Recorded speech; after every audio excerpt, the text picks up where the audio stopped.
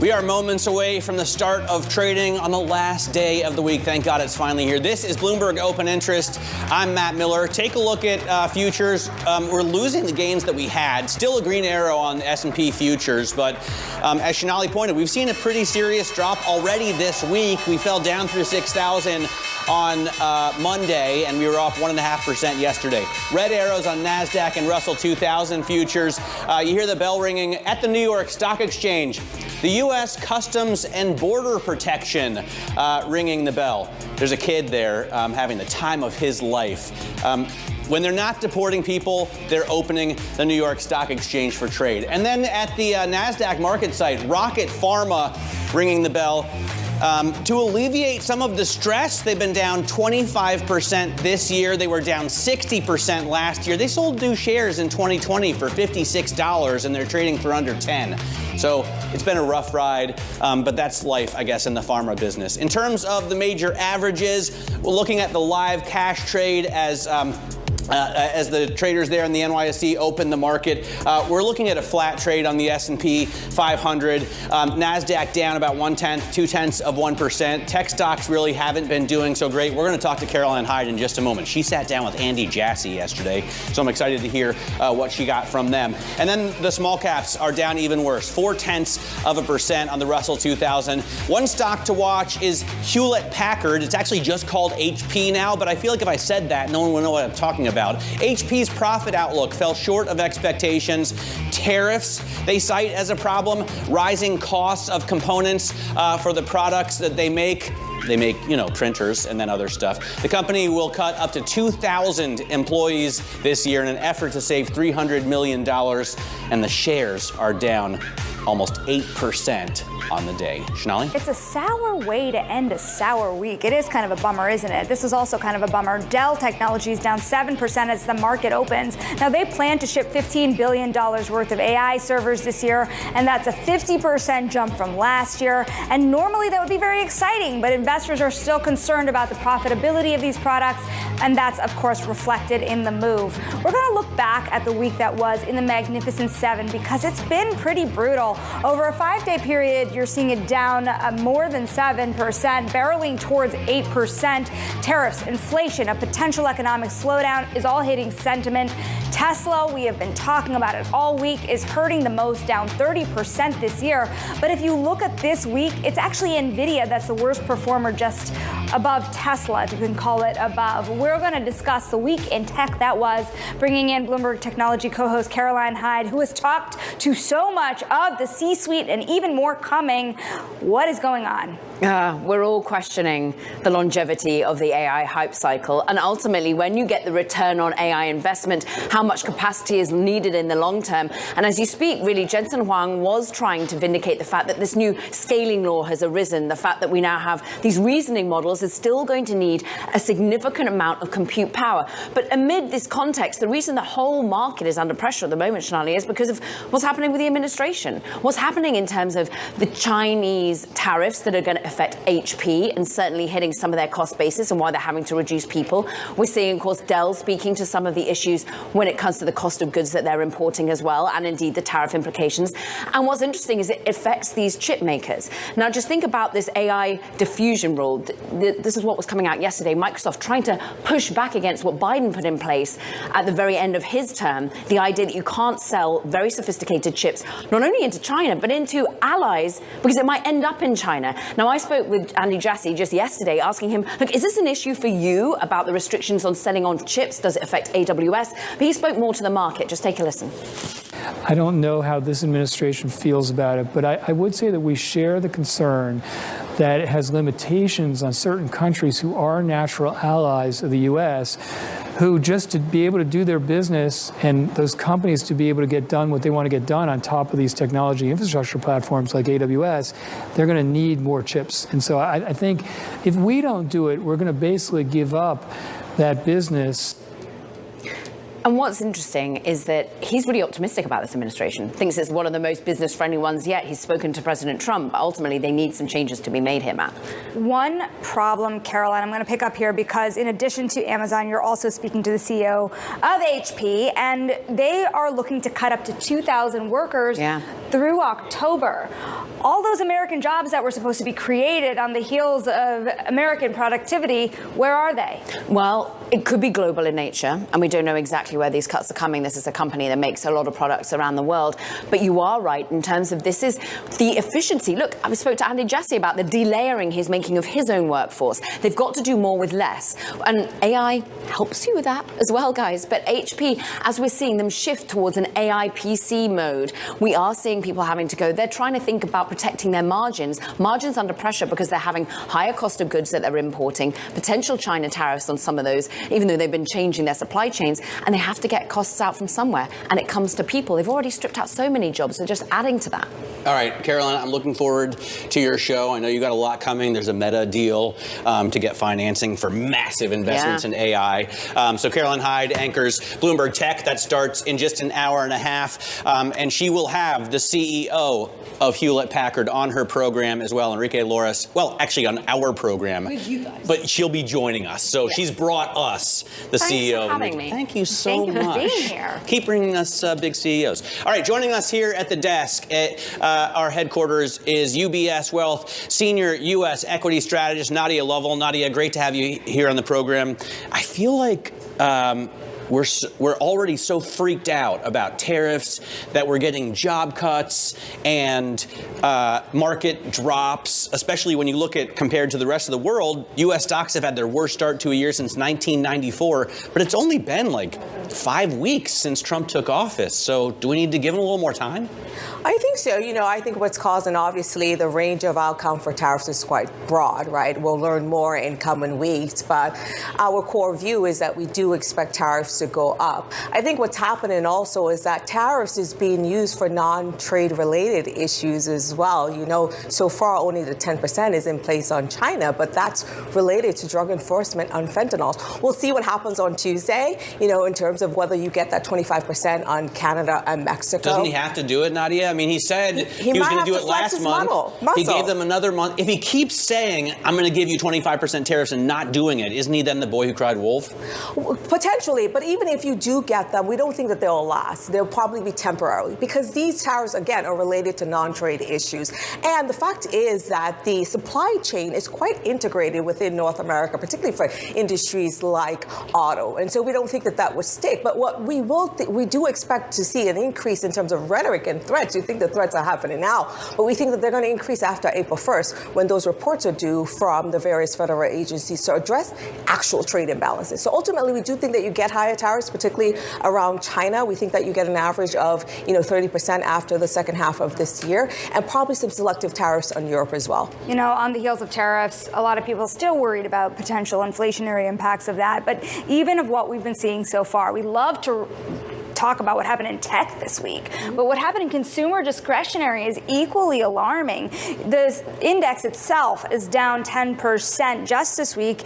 It's the worst performer in the S&P 500. Do you worry about the state of the consumer right now and whether it's screaming recession underneath the surface just a little bit? Do you start to worry? We're not there yet, and we don't think that there's a recession. Of course, we continue to know that the lower-end consumer continues to struggle, and if we see increased tariffs, that could have a further impact on consumer spending, particularly on the lower end. But the higher end consumer is still hanging in there. The fact that you have a stock market that's still, yes, down 5% from its all-time high, but still doing well, particularly when you look at the sector level. And so we do think that consumer spending will rebound. Of course, we know that January is always a mix, a payback after December. I think also when you look at the consumer discretionary area, it's quite, dispersion under the hood. When you think about it, the fact is that you have a Tesla, as you mentioned, that's down quite a bit. Some of the cruise lines have been getting hit on threat of taxes on cruises, and so you will likely continue to see that dispersion within consumer discretionary. But ultimately, we think that the consumer as a whole is still in pretty good shape. You are the equity strategist, but I think it's really important to watch these bond moves. I sit next to Shanali, so I hear about them constantly. That's the first thing I say to him every morning. Every morning. And look, we're down on the 2-year yield, almost 4 even. The 10 years at, I think, 4.24 right now. There you go, 4.24, 25. Is this good for stocks? I mean, certainly, if I think about buying a car or if I think about buying a house, I'm happy to see those yields come down. It depends on why those yields are falling. You know, I think that the bond market is probably signaling some growth concerns. And if it ultimately becomes that, then that's not great for stocks. We do ultimately think that the Fed will decrease interest rates this year 2%, but that's going to be more driven by inflation coming down and less so by, you know, growth meaningfully slow. We still expect growth to come in about 2%, so still pretty healthy economic growth. But the bond market has given false signals in the past, and we think right now what's pricing in is the uncertainty around tariffs and what that could do to growth. You know, something that Eric Johnson over at Cantor Fitzgerald pointed out to us earlier in the hour was that lower bond yields for big tech stocks that have so much cash isn't great, because when rates were high, you were kind of accounting for that cash in the valuation. So who benefits as rates go down? Because you're not seeing it in the Russell. Where does it go? Cui bono, Nadia, cui bono. You know, I think if the market moves beyond this uncertainty around government policy, it could be a huge benefit for the housing market, which we know has been somewhat paralyzed by the higher mortgage rates that we have seen. We know that Treasury Secretary has been, you know, managing the long end of the curve and seeing that we want to see long end rates come down, and that could translate. We know that the 10 years mortgage rates is more correlated with the 10 years, so if we can see that come down, that could be a positive for like the housing market. But I think we have to get through these tariffs concerns because, you know, the input to housing, lumber, comes from a portion of that comes from Canada. I mean, think about all that you need to rebuild LA, right? You need construction workers. Well, we're shipping them out of the country. You need steel, 25% tariffs. You need lumber. A lot of that comes from Canada. I mean, it's going to be expensive and take a long, long time. Am I getting too off track? No, you're too off track. Well, we'll see how much this is bark versus bite. Yeah. Absolutely. Nadia, thank you for joining us here to end the week. Crazy week. Nadia Lovell of UBS Global Wealth Management. Now, coming up, we're going to get deeper into Tesla's tumble. We're going to take a look at what's driving the biggest slide among the Magnificent Seven stocks next. This is Bloomberg.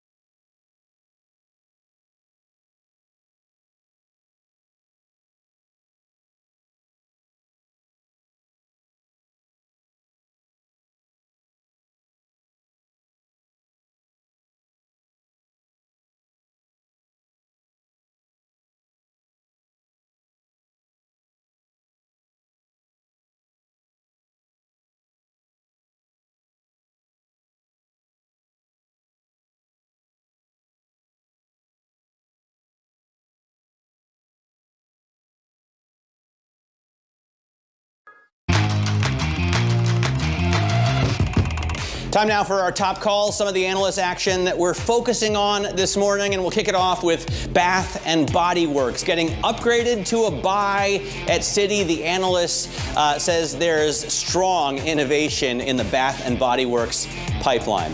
Next up is Vital Farms getting raised to a buy at Stifel. The analyst says the egg producer is well positioned for growth thanks to new farm acquisitions. Also, I've noticed that their prices are now becoming in line with just like regular mean egg producer prices. Finally, Walgreens is getting a downgrade to a sell at Deutsche Bank. The firm says reports of a potential take-private deal from Sycamore Partners will be tough to complete. And then, Shonali, Tesla investors are bracing for bad news. You've been talking about all morning long.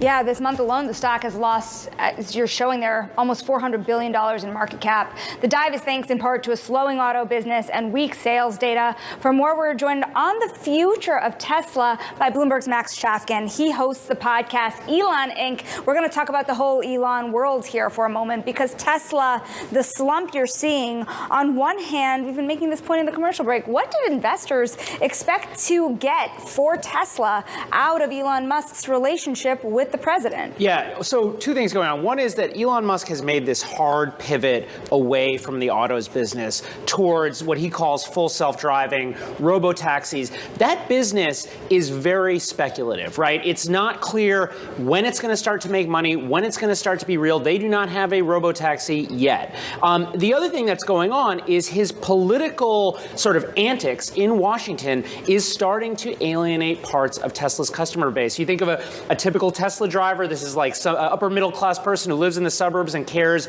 about climate change, not necessarily likely to be impressed by like a, pot stirring social media troll. So I think there's some of that going on. You're seeing it more dramatically in Europe than in the US, but you are seeing it a little bit in the US too, it seems. Yeah, he's lost, $90 billion year to date. Will Shaker in the control room looking at his wealth for us.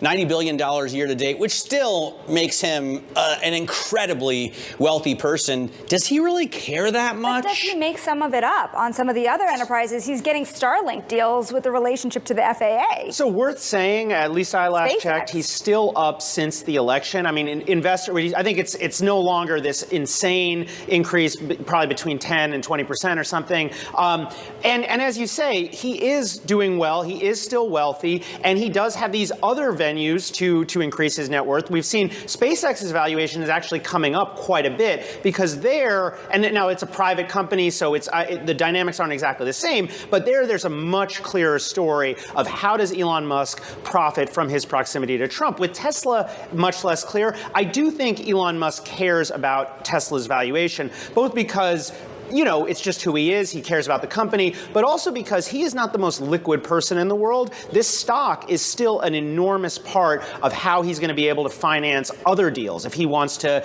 start a seventh company, which you never know, he could do that, or do a buyout or something. So he is going to care about this. It's just not clear, I'd say, how much. We talk about Elon Musk as though he's been distracted just by politics, but to your point on other companies, I don't know if you saw the scoop this week that we had from Of course Jason I saw Leopold. it. I work here. Well, you were driving hogs. Who knows? I know, how but it much had you a were paying green bee, attention. so yes. I look, that's not going to make up for the amount that he's lost at Tesla. But the amount of influence and power it I think gives the him. power is key, and that seems to be, what he is high, at least one of the things that he's high on right now. So in terms of his actual job, his main focus right now should be cutting U.S. government spending. Is that his main job? I think so, yeah. Isn't it? At the moment, he's in Washington every single day, right? He goes to the White House every single day. He's not in Fremont. So if his main job is cutting government spending, is he really going to be successful in that endeavor when right now he's just sort of angering federal workers, which makes such a small percentage of the budget? I mean, look, I think there are things that Doge is doing that probably could be successful. It's just that when you're, as you say, Matt, like when you're going after the federal workforce, which is a very small part of the budget, plus, doing a lot of things where there's potential for litigation, for employees to be called back to work, for lots of ways in which this could sort of go sideways. The other thing I want to say is, as much as these companies are independent, their valuations are definitely linked. And you could, if Elon Musk, if Tesla falls dramatically, that could affect SpaceX's valuation because it also benefits from the Elon Musk aura, from the Elon Musk brand. All of these companies do, and we've seen all of their valuations go up. In the wake of the election, you could see the same trend in reverse. And I think ultimately, people talk about like what could drive Trump and Elon apart. Is Trump going to get so mad at Elon Musk? I think a more likely outcome would be Elon Musk decides that this is hurting his companies, and it hasn't yet, right? Because even with Tesla's, even with what's been going on today, the stock is still, relatively high, but it could, and you could see that lead to a political shift. Thank you for always staying on it. A lot to watch in the Musk world. That is Max Chafkin of Bloomberg, and don't forget to catch his podcast, Elon Inc. I get frustrated here because you have Tesla as a publicly traded stock, but SpaceX and Starlink, because they're private, they're only available to only very wealthy investors. Yeah. And it should be said, a lot of their business funded by much bigger, spending coffers in the U.S. government. Military spending is what you go after if you want to cut waste and fraud. Medicare and Medicaid spending is what you go after if you want to cut waste and fraud. I stop Max in the hallway and talk to him about this. There's a lot to talk every about. time I see him. Anyways, yeah. Last April, this is your wheelhouse, right? A Citi customer expected a $280 credit from the bank and instead got way more money than Elon Musk has, right? $81 trillion. That is multiples more than Citi even moves in a day. We're going to talk about that next in the Wall Street Beat. This is Bloomberg.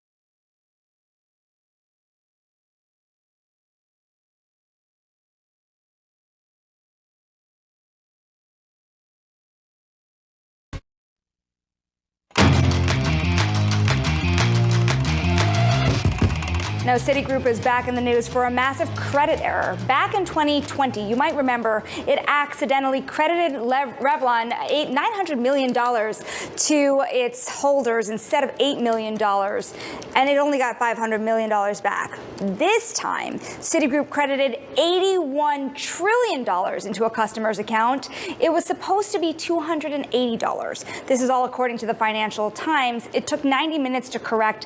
No funds left the bank. We're going to discuss what's at stake with Bloomberg's chief Wall Street correspondent, Sridhar Natarajan. The problem here is being able to catch these mistakes. If I was Jane Fraser and I saw this down the road, it went through many hands, wouldn't I be saying WTF? Look, this was bad. It wasn't Revlon bad because the client ultimately didn't get that amount over which Citi had to have a big fight. And in the end, ultimately, I do believe Citi got most of that money, if not all of that money back, but it was a long battle in the legal system. This one could have been quite bad, but at least it was caught. That's still not going to be any solace for regulators. And you're right. Therefore, the CEO, who's now 4 years into her tenure, where she said solving the regulatory issues, improving risk management and data governance and data compliance is her top issue. That's really what's at stake. She would be frustrated. Here. Absolutely. I mean, does this become a regulatory issue for these types of mistakes? $81 trillion on a piece of paper should be something bankers catch. Look, let's play fantasy for a second. This client was supposed to get $280, was credited $81 trillion. However brief, not just more wealthier than Elon Musk, the 3 times the size of the US GDP. That's more than the 10 top GDPs of 10 top countries combined. So that would have been a big error. So there's no way in the world that this would have actually gone through. But that's not the issue at hand, is it? Citi has come out with a statement where they've said, this is why we've been talking about the need to automate a lot of these processes, because it was a manual error in this case. But instead of $280, what if it was, instead of $81 trillion, what it was $2.8 million, $28 million? Would that have gone through? Could have gone through. And that's the issue. That's the problem that Citi has been battling. And the FT actually cites that the report to the regulators say in the last year, they've had 10 near misses of $1 billion plus payments. That's a problem, and they need to address it. I would take that and peace out to Zug, Switzerland, like Mark Rich, so fast. Sri, thanks very much. Reminder, next week is Bloomberg Invest. We're going to be there live. More coming up. This is Bloomberg.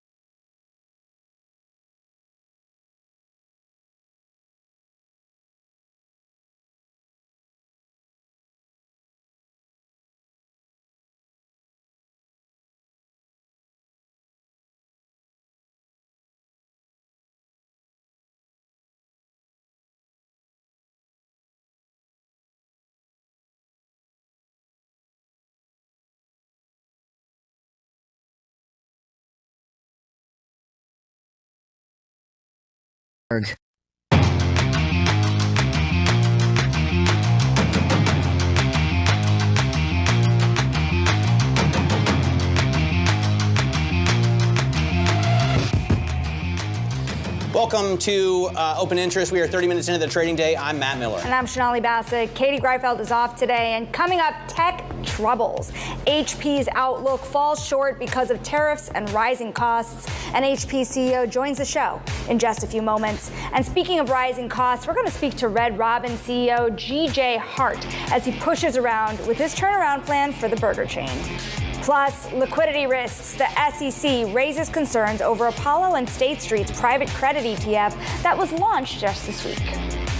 All right, we're going to cover all that and more for you. Right now, I want to take a look at what's going on in markets. In terms of the broader industry level, we're seeing gains on the S&P right now, but only up to 58.71, 58.72. So a long way off from the highs that we saw just last week. We were at 61.44. The NASDAQ right now unchanged, and the 10-year yield continues to fall. Okay, it's only 2 or 3 basis points, but down now to 423.49. And Sonali, as you were pointing out, in January we're at 475. If you were going to talk to me a week ago, many people would have said you were likelier to hit 4% than 5%.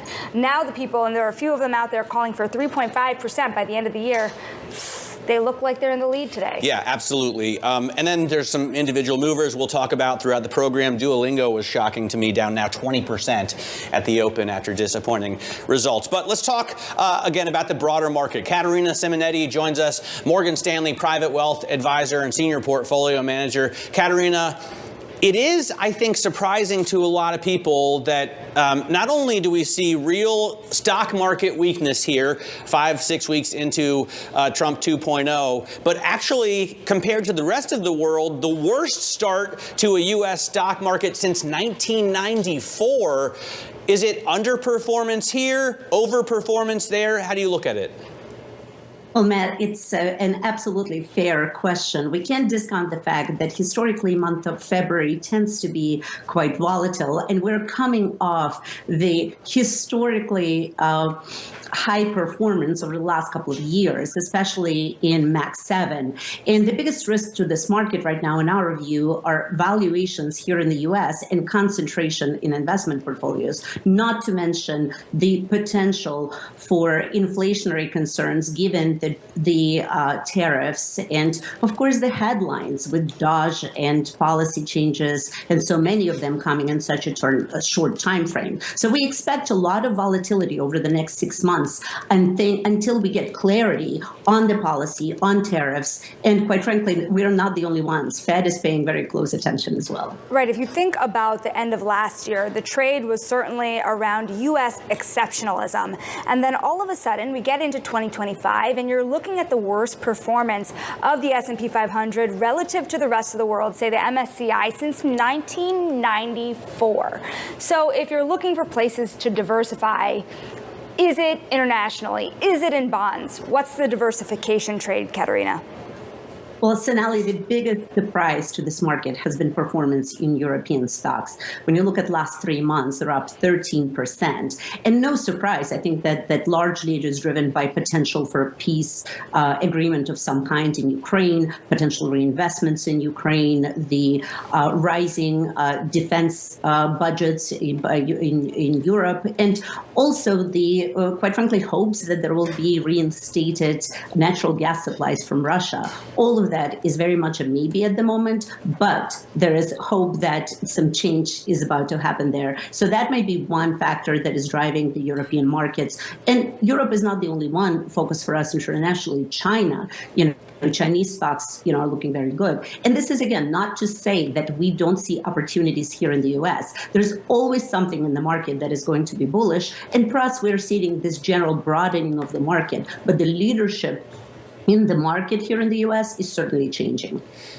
You expect the Federal Reserve to cut rates twice. Is that right, Caterina? We've got, I guess, confidence-inspiring inflation numbers. The Fed cares more about the PCE than it does about CPI. And we saw the core PCE running down to 2.6% year over year.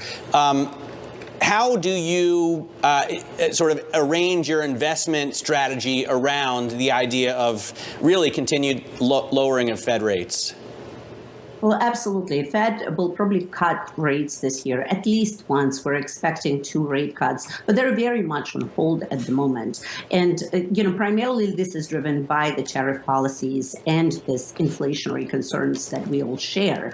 But there's also another factor here is the labor market. And if we are going to be seeing some weakening in the labor market, that might change the Fed perspective. But the reality for investors is that we are going to be in the highest interest rate environment, higher interest rate environment for longer. So this is the time, once again, to take advantage of the higher yields in fixed income, make sure that we have, well-represented, well-diversified portfolios, not just on the stock side, but also on the bond side, and also, quite frankly, rebalance the portfolios, because that is a major risk. If we look back last year, the best performing sector of S&P was not tech. It was financials, up 32% for the year. And this is that's why having all the different sectors represented in the portfolio, especially with focus being on potentially sectors that are not quite as affected by tariffs, it's going to be the key.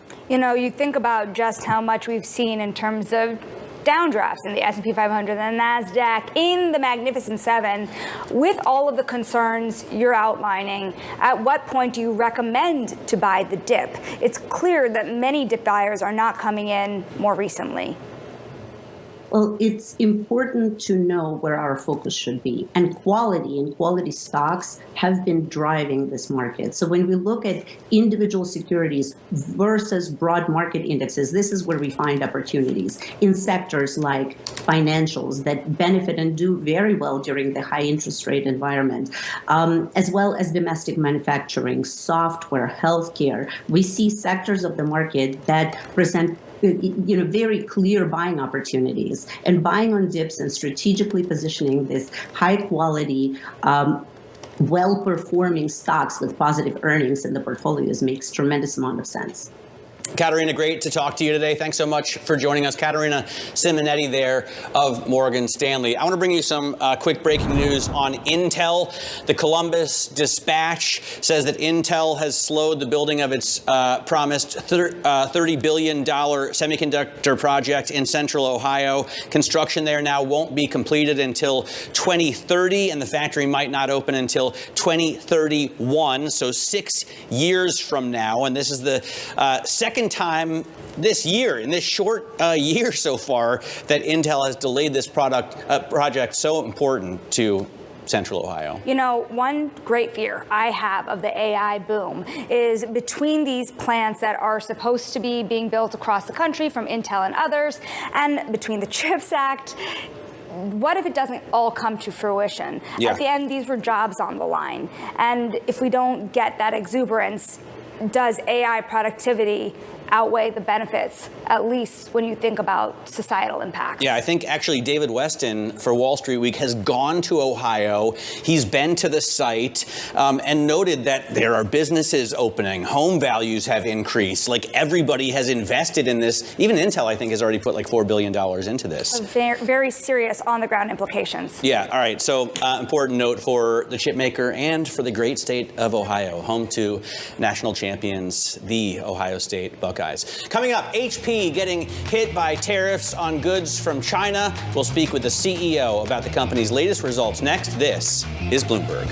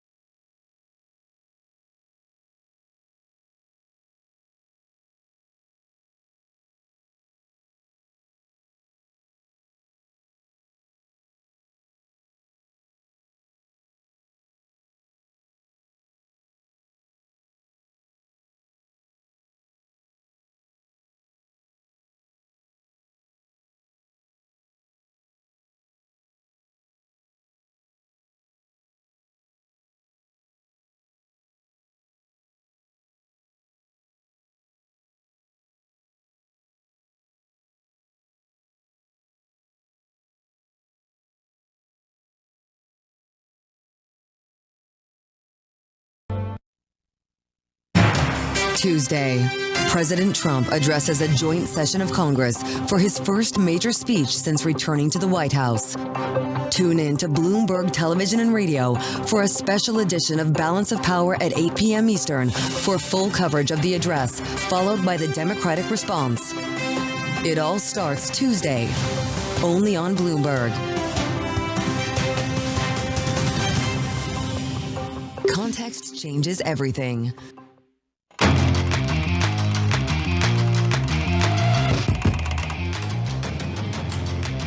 It's getting out of high interest. Look at what's making headlines around the world. Ukrainian President Volodymyr Zelensky will meet with President Trump in Washington this morning. The two leaders are expected to sign a minerals deal after Trump called Putin last week to discuss a peace plan. Analysts will be watching for any mention of specific U.S. security guarantees in any ultimate deal to defer further Russian aggression. And the Social Security Administration in the U.S. cutting half of its outsourced IT spending in efforts to keep its full-time staff employed. The acting SSA commissioner said the actions were in response to reductions that were mandated by Elon Musk's Department of Government Efficiency. The emphasis on cutting contractor roles underscores how the DOGE cuts could hit private sector companies that do a lot of government work. Preparations are in full swing for the Oscars, hosted by Conan O'Brien on Sunday. Among the nominees for Best Picture are Anora, The Brutalist, Conclave, A Complete Unknown, and Dune 2. The stars of those last two films are the one and only Timothée Chalamet. Stands a chance at becoming the youngest ever Best Actor winner, but to do that, he'll have to be the current youngest ever Best Actor, beat the current youngest Best Actor, Adrian Brody, who is also in The Brutalist, and that film is awesome. All right, let's get back to business here. Shares of HP are down this morning after giving a profit outlook that fell short of market expectations. The computer maker citing the impact of rising component costs and tariffs on goods from China. Joining us now is Enrique Lores, HP CEO, as well as here on the desk with me, co-host of Bloomberg Technology, Caroline Hyde. Enrique, let me first ask you about these job cuts. You're going to cut 2,000 workers, or as many as 2,000 workers, to save $300 million a year. It must be partially in response to these tariffs, right? Where are those jobs going to be lost? Well, first of all, thank you for having me here. This is part of the restructuring program that we started with the company almost 3 years ago, and we have been very selective and very strategic of where to make these cuts. And actually, it's not only cuts, we are more doing rebalancing because at the same time we're investing in other areas. But that's really a part of a long-term plan that we have put in place, and really we are now about to finish that at the end of the year. But where are those jobs, are American jobs going to be lost here, Enrique? I think it's all over the company. We have been identifying areas where we needed to be more precise, and we haven't shared externally the specifics of where this will happen. But I can tell you it's one of the decisions we make with more care because we know the relevance this has for our employees. Okay, we know that you were looking at stripping out costs. When it comes to the stripping out of costs, is it, as Matt implies, in reaction to also the component costs that are going up, the China tariffs, as we've been speaking about on the earnings call, for example? I think it's a combination of multiple factors. When we look at the short term, clearly component cost and tariffs are going to be having an increase, but also this is part of the effort to make the company more competitive in the long term and to be able to invest in the areas where we see long-term growth. We are positioning the company to lead in what we call the future of work, and this requires incremental investments in areas like AI, in areas to like customer experience, and this has been driving these savings, allow us to also invest in the areas of growth for the future. But how quickly is the AI PC, for example, really coming on tap and driving demand? I know there's good growth, 25%, but it's from a standing start. So ultimately, when do you think the percentage of AI PCs will match what's already being shifted to the market, for example? Our current expectation is that by the end of this year, AI PCs will represent more than 25% of all PC shipments. So it's really growing very fast. As you said, market-wise, quarter over quarter, we saw growth of 25%. So they are starting to be a relevant part of our portfolio and a relevant part of the mix. And this is because of the incremental value that they bring. When customers use that, they can experience AI at the edge, which means it is lower cost, it is cheaper, it is faster than doing it in the cloud, and it's also more secure because you can use your local data. You don't need to bring the data to the cloud, and you can manage everything locally. So part of the reason that the Trump administration is putting on these tariffs is to bring production back to the U.S. And obviously, there's not a lot of computer final assembly in this country, or printers for that matter. Are you reacting at all to this by moving production to the U.S.? What we have learned during the last 3 years is that we always need to be looking at different scenarios of how to evolve our supply chain. And this is what we have done in the last 2 years. Moving manufacturing to the US is one of the scenarios that we are contemplating. We haven't made any decisions yet. How expensive would that make components, though, Enrique? Are we going to see pressure on component prices and your ultimate bottom line continue if you're having to shift the manufacturer closer to the US? I think one of the challenges of bringing manufacturing back to the US is what you just said. It's not only the assembly that we will be doing, it's what will it take to bring all the different components, all the different suppliers that we have, and have them manufactured here. And this is going to be a much longer process, and it's part of the evaluation that we are doing. Is there much incentive for you to do so other than political pressure? Are you getting enough carrot rather than just stick coming from the federal government? I think there are different reasons to make our supply chain footprint more flexible, and this is what we have been doing over the last years. One is requirements from different governments, and different governments have put in place different requirements. Also, another incentive is logistics cost. It will be, of course, cheaper to produce products closer to where customers are, and also provides more flexibility and in terms of time for response to customer demand. So there are some benefits of building products locally, and this is one of the reasons that where we have gone from a very centralized model that we had a few years ago to a more decentralized model that we have now. Enrique, how is the brand progressing? You know, somebody of my age knows the name Hewlett-Packard, but not the simple two-letter acronym HP. You have, obviously, a real opportunity to make a change there as the kids start using computers more for AI, or as AI starts to drive sales. So how is pushing this brand and your growth as simply HP progressing? We think that the brand is one of the key assets that we have in the company. And during the last 24 months, we have significantly increased the investment that we do in the brand. And we, for example, have signed some global sponsorships with key sport teams to be able to really make the brand more visible. And this is, for example, why we signed an agreement with Ferrari to be the title sponsor of Ferrari last year. Additionally, to bring kids, this is one of to the brand and to the company, this is one of the areas where our gaming business is relevant.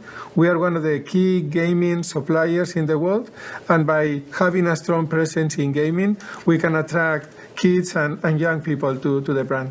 You're talking Matt's language when you bring up Ferrari. And video games. And video games, for that matter. Enrique, going into the weeds here a bit on the tech side of things, you made a really interesting purchase recently of Humane. It was a much hyped generative AI hardware and software company, ex-Apple founders. They sold to you the talent, the tech, but not actually the hardware pin. I'm interested in you not thinking about generative AI as a hardware piece in that respect. How does it help your business? We think that the acquisition of Humane has been a very smart move for us. We are getting a very talented team, and we are getting key software technology that we can integrate in the rest of the portfolio. one of the key strategies of the company is really about integrating AI into all of our products so customers can experience AI at the edge. And Humane has key technologies that will allow us to accelerate that development. So it's really a big part of where we are taking the company, and we are very pleased having been able to do that. Enrique, really appreciate the time today. Enrique Lores there is the CEO of HP. And, of course, thank you as well to Caroline Hyde of Bloomberg Tech. No, really appreciate it. Please bring us more. When they mention Ferrari, too. Exactly. I mean, Ferrari is really a tech company, right? I mean, each of their suspension pieces on the new SUV are like supercomputers in themselves. And aren't we seeing the pressure on the computer on wheels that is Tesla at the moment? And just ultimately, all of these businesses, whenever you go to the Mobile World Congresses of the world, the big tech conferences, they'll always basically be about autos. I'm about to go there, just a little shout out. But in general, it has been all about the autos, all about the intersection of car. And it's so interesting when you speak to Mark Gurman, just really saying the biggest loss that Apple ever made was not doing the car anymore. Interesting story, right? CarPlay is so ubiquitous, but CarPlay is at threat in some ways. Yes, no, that I think was the most interesting thing I learned last week of anything.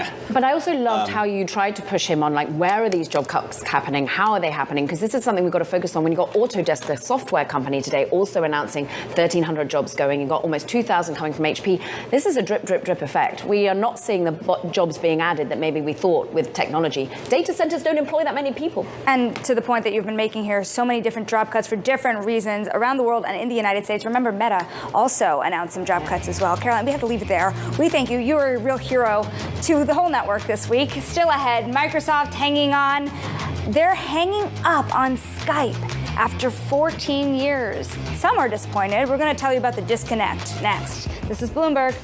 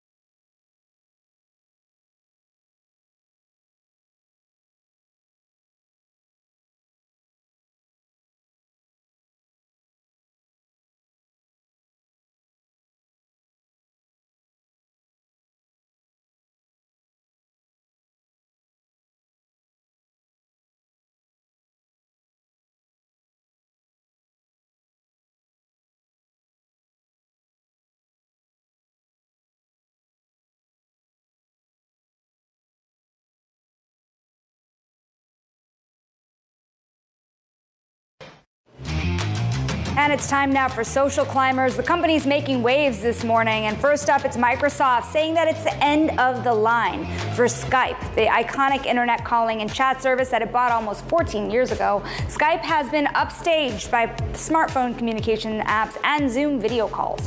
When Microsoft tried to stretch the Skype brand into the workplace, it lost out to Slack Technologies. And next up, Monster Beverage beating fourth quarter sales driven by higher prices and growing demand in the United States. One area, though, that lagged is the company's alcoholic beverage brands, which notched year-over-year declines. So Monster is one of your biggest gainers in the NASDAQ 100 today.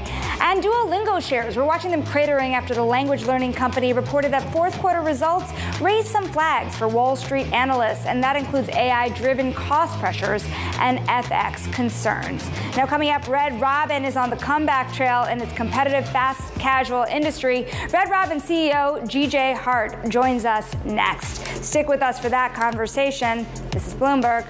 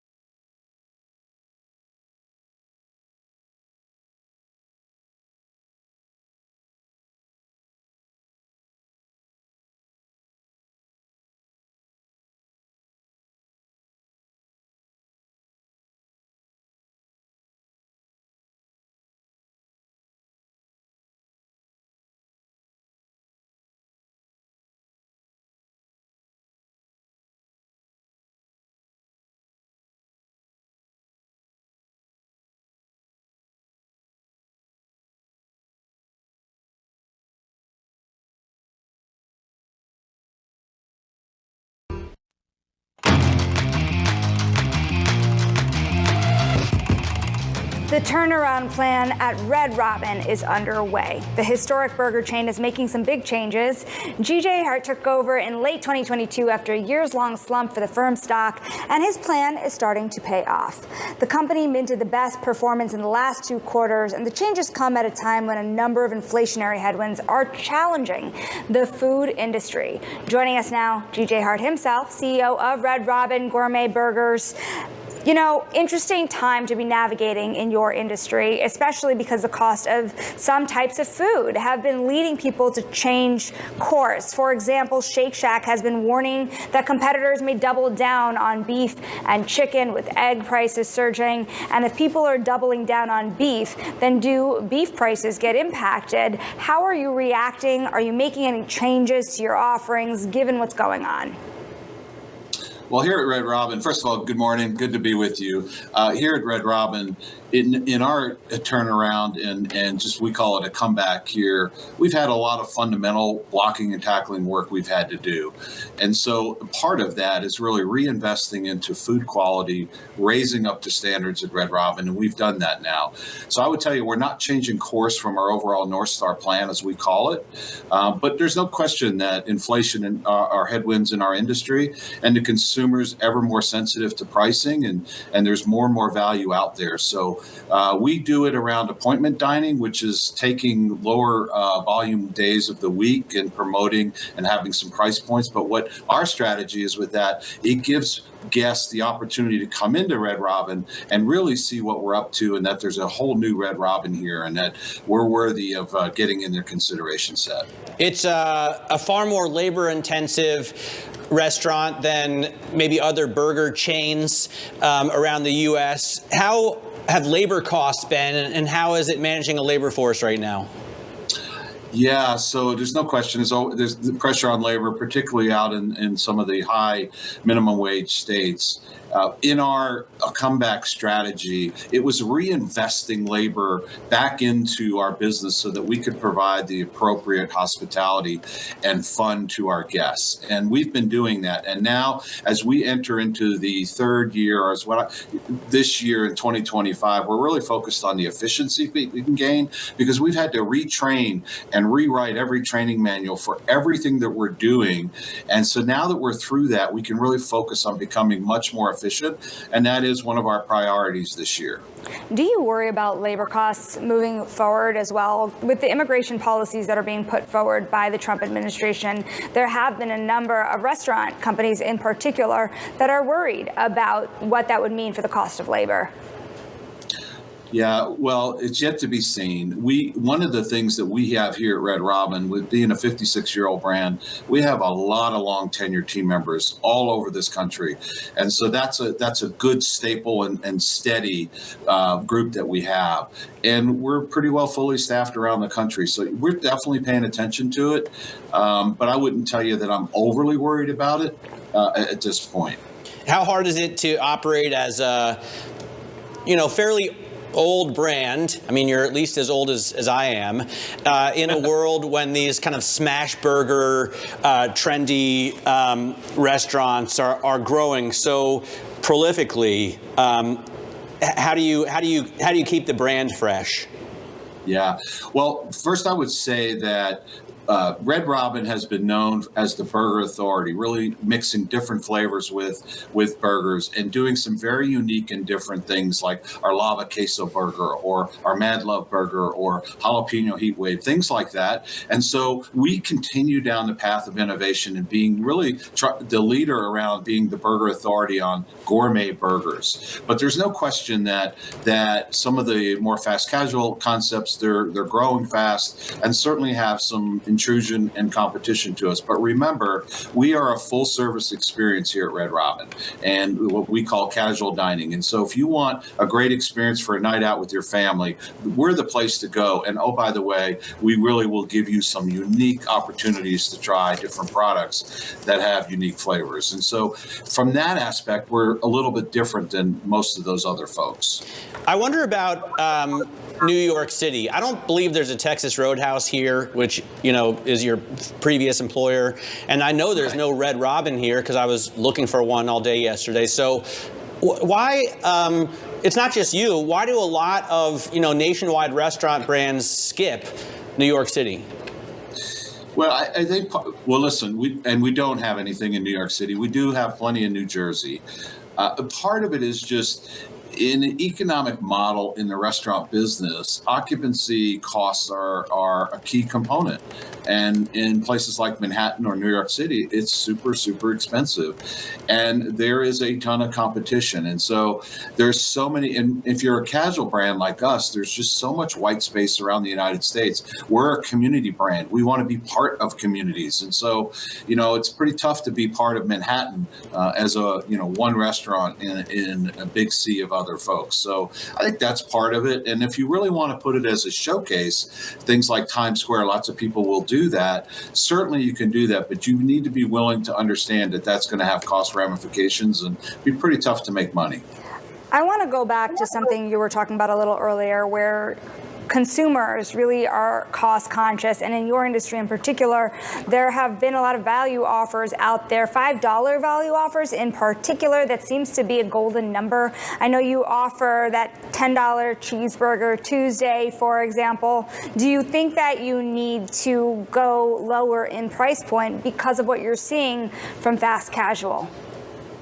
Well, we have a very varied menu. So we have a lot of value on our menu with our tavern lineup of burgers. And again, we're a full service experience. So when you combine that fact, we think we are very, very value oriented from that aspect. In fact, all of our consumer sentiment and our scores from guest satisfaction show us that our value continues to improve. That said, when you start to have price points, particularly in the fast food or fast casual folks that are that cheap, certainly people wonder.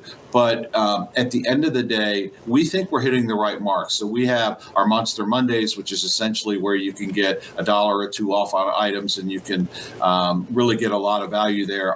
As you mentioned, Cheeseburger Tuesdays, we're getting double-digit growth there. So certainly those are lower volume days of the week, and we think that helps us get people, and we're seeing it, their frequency on the weekends is higher now as a result of that. And our guest satisfaction scores, again, reflect that. We've hit all-time highs in guest satisfaction scores since we've been tracking with Technomic and with SMG, our current partner. So it's telling us that I think we're doing all the right things. But clearly, this value message hopefully will start to dissipate for the industry as we go through 2025, because it's a tough one. All right, GJ, thanks very much for joining us. Look forward to attempting to get one of your burgers sometime soon. GJ Hart there of Red Robin Gourmet Burgers. I want to take a look now at another iconic American company, Harley-Davidson. I spent a few days in Austin, Texas this week checking out the new 2025 lineup. But before we talk about the bikes, I want to take a step back in time to get the original story behind the iconic nickname Hog. Ever wonder why Harley-Davidson motorcycles are called hogs? Legend has it the moniker originates over 100 years ago when a Harley-Davidson racer named Ray Vishar took a 6-week-old piglet called Johnny under his arm. In 1920, Ray bought the runt from a local farm to serve as his personal mascot in the days leading up to Indiana's Cornfield Classic. When Ray takes his victory lap, he does so with Johnny in tow. So you could say Johnny was the original hog. All right, could also be, Harley Owner Group, or it's Hog on the terminal. But the interesting thing that I learned this week is that Harley-Davidson has done so well in racing, which started out as a fluke about 5 years ago.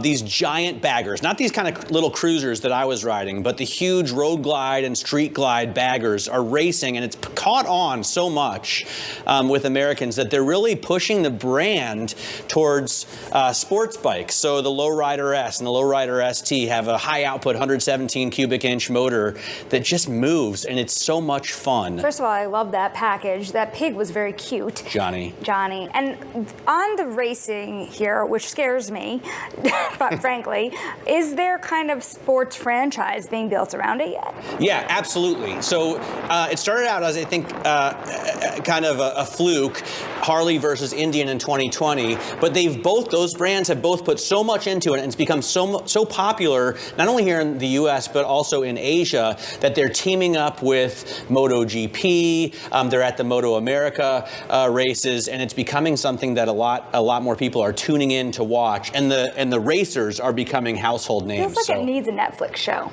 Yeah, no, it would be an awesome. I spent Even some time branding. with some of the riders, James Rispoli and Kyle Wyman and his brothers, and these guys are fantastic young athletes, so it definitely would make a great series. The next big show for Matt Miller. The next big thing. The next big thing. Let's look at the next big thing in the markets as well, because we are seeing a turnaround story. It has been days like Wait, this isn't the in next the big markets. thing your thing? The next big risk. The next big risk. Right. Okay, that's one of your things, but the other big next thing that you thing do is next week. Bloomberg Invest. Yeah, and it is an interesting market to invest in. We are turning around today. Things have been that's very fascinating. volatile. I know we started lower, bad moods, but you know it's interesting to me because it's still a bad week. The S&P 500 is not going to erase any of that, but the NASDAQ 100 started with some really sour moods. The 10-year now back to 425, so it's been fluctuating a couple basis points all day. And to your point, ending on this kind of a note does bring us to all that excitement around Bloomberg Invest next week. It's a huge conference, Matt. You have the CEOs of Carlyle and Bridgewater, the president of Apollo, John Gray over at Blackstone. They will Tom all Wagner, be Gary Tom Wagner. Cohn. You can talk to Tom about hogs. I'm sure he'll entertain you. We're going to be broadcasting live on set from there, all three of us. But stick with us because up next we are going to bring you more on what's happening under these volatile markets. Stick with us. This is Bloomberg.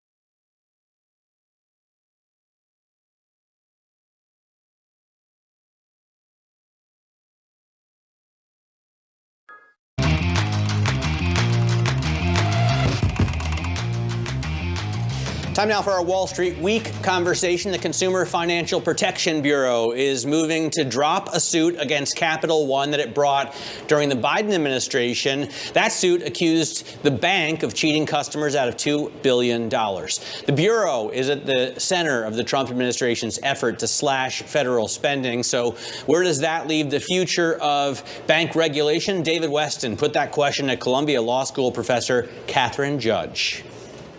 Catherine Judge specializes in regulatory architecture and banking at Columbia Law School.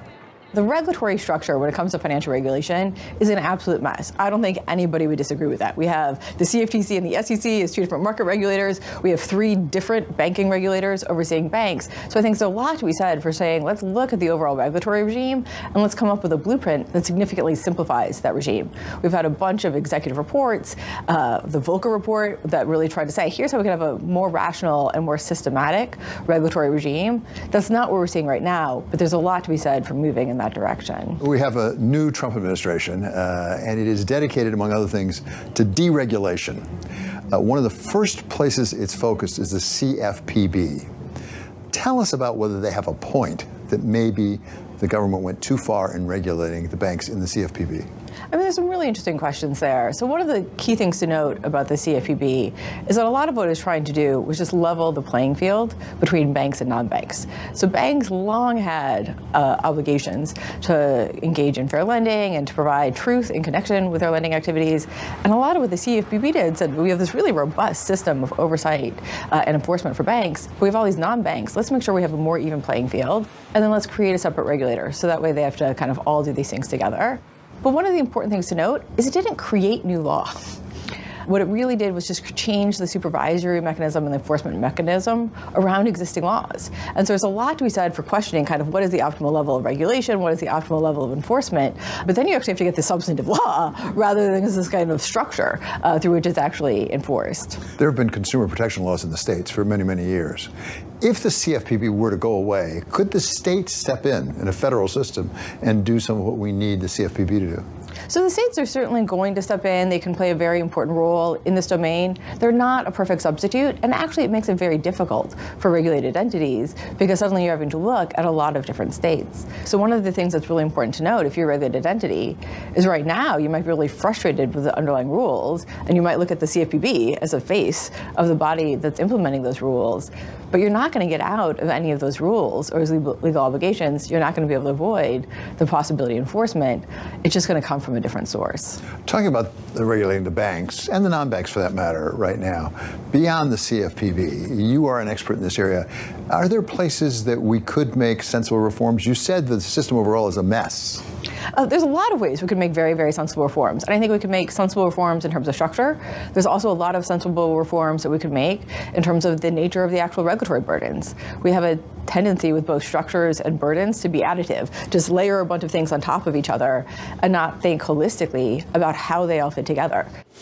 And that was David Westin speaking with Catherine Judge. You can catch Wall Street Week every Friday at 6 p.m. Eastern. This is Bloomberg.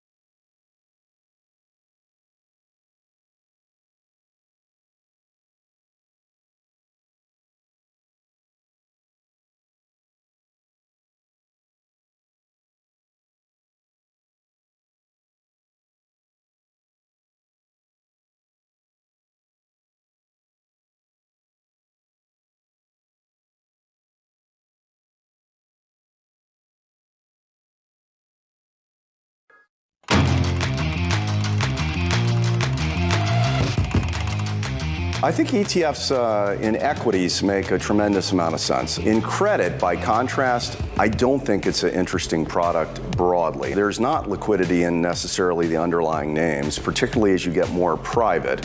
But to me, the bigger concern is the broad market is not attractive. That is Robin Dumar from Park Square Capital discussing the highly anticipated State Street and Apollo private credit ETF. Now, Bloomberg is reporting that the SEC is also expressing their concerns and asked the firms for more information, according to a letter that was filed yesterday. Joining us now, Bloomberg's Emily Grafeo to talk about the letter, talk about the remaining concerns. Presumably, the SEC did let this launch. And it's interesting from the sake of Apollo, because Apollo has a lot of insight into the way the SEC works. For a long time, they had Jay Clayton, the former SEC chair, now onto a different role in the Trump administration as a key director of the firm. So what are the remaining concerns from the SEC? So the SEC is concerned about the fund's liquidity, which is something that there were a lot of questions about before the fund actually launched. We know that you can only have 15% illiquid in a fund. We know that when the fund launched, they said that they're going to figure out a way to have up to 35% or even more of private credit in the fund, which is traditionally considered not as liquid. But they said that because Apollo has this trading desk, Apollo's providing the liquidity, everything's going to work. The fund launched. Now the SEC is coming back and saying, well, wait a second, that's a concern. They're also concerned about the fund name, which isn't completely unprecedented, but I guess they don't like that it says State Street and Apollo in the name. So, and then they also said that its ability to comply with valuation rules was a concern. It was a pretty long letter. So basically, Apollo had to commit to buying and selling being the sort of the primary dealer, right, for this ETF. Liquidity backstop. Yeah, but it was an undefined amount of buying and selling that they committed to doing, which I don't understand. Like, shouldn't you have to define that sort of thing? That's one of the most important aspects of this entire ETF. So the concern is if they reach that undefined ceiling, which I guess only Apollo and State Street know about, top secret, super opaque, then they're going to have to start selling off their publicly traded assets and drive down the price of this ETF. It seems like a disaster waiting to happen. When you see undefined in a filing, shouldn't the SEC find out what that limit is? Yeah, typically before a fund actually goes effective, before the issuer launches it, they're having a back and forth. We don't know about it. The public doesn't know about it, but they're having a back and forth with the SEC and addressing these concerns. And so the ETF industry, when we saw that this fund did launch and it did go effective, we had all assumed that all of those concerns had been addressed. Now, I will say the ETF is still trading right now. The SEC could issue a stop order, but that's pretty rare. We haven't exactly seen that. So far, what we know is that it's still trading. It's out on the market. Right. It's kind of amazing. If you look at the letter, there are points of this letter, including your point that you're making about the liquidity backstop. We're available to discuss this further, they say. So it's like getting a really scary email from your boss, really. Or from Elon Musk. Or from Elon Musk. Emily, how were the flows to this? Because clearly there's a lot of questions in the market about how this would work. And when it comes to private credit, actually, a lot of people are wondering, since it's not only private credit, since it's liquid investments as well, is there a return drag that would be experienced? It's not like you're getting pure private credit returns in this type of a vehicle. Well, we only had one day of trading. So we did get a pretty small inflow of about $1 million. A lot of times with these other ETF launches, like the Bitcoin ETF launches the first day, we had massive amounts of flows and liquidity. The fund size right now is 51 million, but 50 million of that was a seed. So we still don't we don't have a lot of data in terms of like how this is actually trading and whether market makers in the industry are getting the liquidity that they need. We haven't obviously seen a redemption yet. That's where the issue of the liquidity and valuation would really come into play. Certainly something people are watching very closely. We thank you for watching it closely. Emily Grafeo of Bloomberg News. And for more, you can tune in to ETF IQ every Monday at 12 p.m. Eastern. And also coming up next week, Week. We're live from Bloomberg Invest, March 4th and 5th. We're going to be speaking with a host of guests, including Diameter CEO John Lewinson, Carlyle CEO Harvey Schwartz, Soros CEO Don Fitzpatrick, and Bridgewater CEO Nir Bardea. For more information, BloombergLive.com/invest. We're going to be talking more about liquidity in these private markets with some of those guests. But today, there's another huge interview over at Bloomberg as well. Yeah, David Westin at 3 o'clock p.m. is going to sit down with Scott Bessent, the Secretary of the Treasury, for an in-depth interview. It'll be the only media Bessent does today, and the last time we had him on, it was pretty good. So I'm really looking forward to this. Beyond that, the timing is impeccable because of the meeting you have with Zelensky in the White House. This is going to be a critical interview to keep an eye on. And I'll be anchoring the close, so I'll be there as well. Don't miss that interview again with Treasury Secretary Scott Bessent and David Westin at 3 o'clock on Bloomberg TV and radio. This is Bloomberg.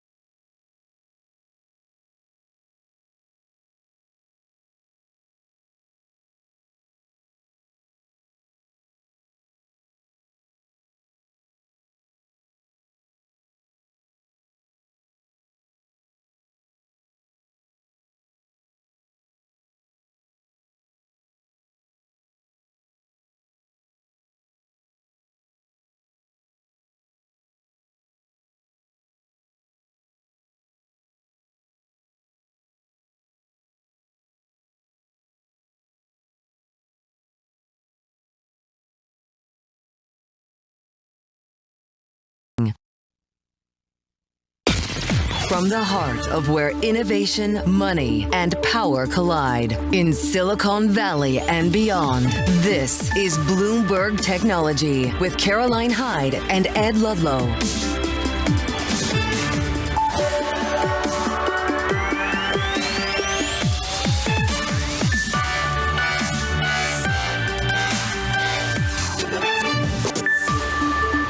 Hyde.